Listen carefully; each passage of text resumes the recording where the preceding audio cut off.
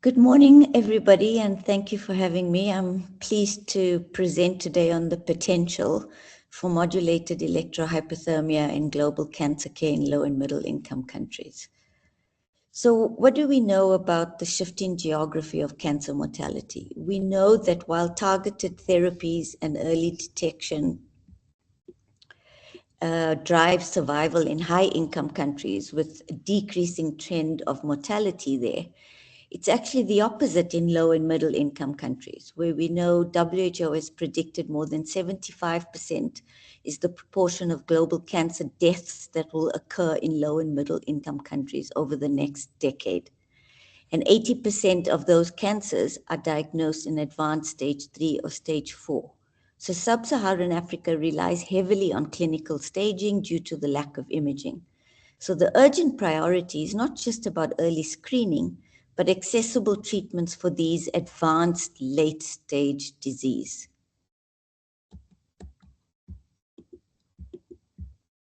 So the treatment gap in sub-Saharan Africa is what? We know that there are diagnostic deficits.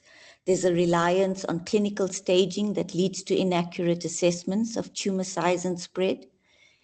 Infrastructure bottlenecks. Only 28 out of 54 African countries have radiation units, and only 21 of them have the essential brachytherapy units, which is used to treat cervical cancer. And many rely on outdated low-energy cobalt machines.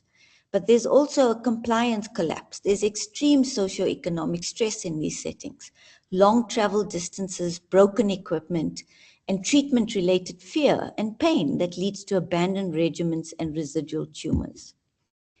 But we also have the great multiplier, the scale of which, with 65% of the 40 million people living with HIV globally reside in Africa. And the viral fuel that is HIV. Immunosuppression allows unchecked proliferation of oncogenic viruses like HPV, EBV, and there's an immunological cost to having HIV. With chemoradiotherapy, it causes a sharp decline in CD4 counts, approximately around 200, that we see, which critically endangers our people living with HIV. There's also overlapping toxicities with antiretroviral therapies. What about hypothermia and the paradox, which is that despite decades of data, the uptake in low and middle income countries is near zero. Usually the traditional MR-guided thermal mapping requires staggering capital costs, sophisticated stable infrastructure, and highly specialized physicists. These are just resources that do not exist in tier 1 settings. So how are we here to democratize thermal energy with modulated electro-hyperthermia? Through its mechanism and targeting real-time impedance matching, autofocusing on malignant conductive tissue. It's non-invasive, so it's easily deployed in basic clinic facilities, and it has minimal additional training required for existing staff. So modulated electro-hyperthermia, it strips away that infrastructural barrier, rendering the biological benefits of hypothermia fully viable for resource-constrained low-middle-income countries. Well, what is the proof that we have? The phase 3 South African locally advanced cervical cancer trial. This was a milestone as the first hypothermia trial in Africa conducted in a highly resource-constrained public hospital. The cohort was 210 women. Uniquely, 50% of the cohort was HIV positive. The design was a randomized to standard chemoradiotherapy versus chemoradiotherapy with hypothermia. The constraint is that participants could receive a maximum of only 2 doses of cisplatin. The clinical efficacy, what did we find? The survival was under the constraints that I discussed, but the 5-year disease-free survival was 32 compared to 14% with a hazard ratio of 0.73, statistically significant. We also saw a complete metabolic response at 6 months of 45.5% in the hypothermia group compared to 24% in the chemoradiation arm alone. So the addition of hypothermia more than doubled the 5-year disease-free survival, achieving extraordinary local disease control despite the severe chemotherapy constraints in a public health setting. We also saw that the modulated electro-hyperthermia does not just destroy local tissue, it also acts, it's purported to act as an immune modulator, potentiating a systemic immune response that attacks distant metastases outside of the local treatment field. So what we saw was that in the stage 4B cohort, patients who had distant metastases, 54 women in each arm had extrapelvic metastatic disease. 24% of the hypothermia patients achieved a complete metabolic resolution of that disease, and nearly all of them have remained disease-free at 5 years. So what we see is that hypothermia clearly clears more disease initially, and it prevents what we see as the statistical survival drop-off. So the trial data reveals a sharp drop-off in disease-free survival rates very early in the control group's timeline. But the hypothermia advantage is by significantly reducing the residual disease at that 6-month early mark. Hypothermia prevents the statistical cliff and secures more immediate durable remissions. So what's important? It was maximizing the impact, but importantly, it maintains safety in terms of the toxicity profile, both for early and late radiation toxicity. There was absolutely no significant differences between the hypothermia control groups, and there were similar patterns in the HIV positive and HIV negative subgroups. And importantly, for quality of life, 2 years post-treatment quality of life categories, there was a significant improvement in 10 out of 11 quality of life categories in the hypothermia group compared to 3 out of 10 in the control group. And these benefits were seen regardless of HIV status. And talking about HIV status, as I said, the same exact survival and local disease control benefits were observed in people living with HIV, and the abscopal immune response occurred equally in HIV positive participants, with zero added toxicity for this HIV positive subgroup. And that is significant for us in today's world. We also need to talk about the economic viability for public health systems.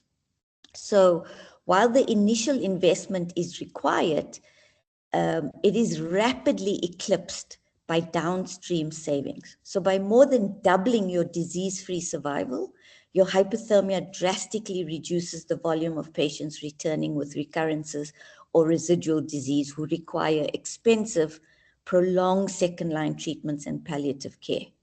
So the technology's affordability, its non-invasiveness, its safety, its ease of integration into existing treatment protocols means that it can be deployed without requiring significant additional infrastructure or training in a resource-constrained setting. There was a rigorous cost-effectiveness analysis that was conducted over a 3-year time horizon, matching the clinical trial data. And what they found was an 82.2% probability of realizing an absolute cost savings over a 3-year horizon. And this was seen essentially by drastically reducing the need for expensive downstream recurrence management, expensive chemotherapies. Adding the hypothermia not only improved survival, as it was shown in the trial, but it lowers the overall cost per quality. So it's a highly cost-effective public health intervention. And this was seen also in the private sector, that the investment in hypothermia pays dividends. So essentially, across all measured clinical and economic dimensions, so you've got disease-free survival, 6-month residual disease, you have accelerated early clearance of that with hypothermia. There's no additional toxicity burden. There's significantly improved quality of life, and ultimately with a lower cost per quality. So hypothermia does not present a clinical trade-off alone. It improves every measured metric without compromising patient safety. But however, there is a systemic friction. We know that there are hurdles. There's a supply chain and maintenance hurdle.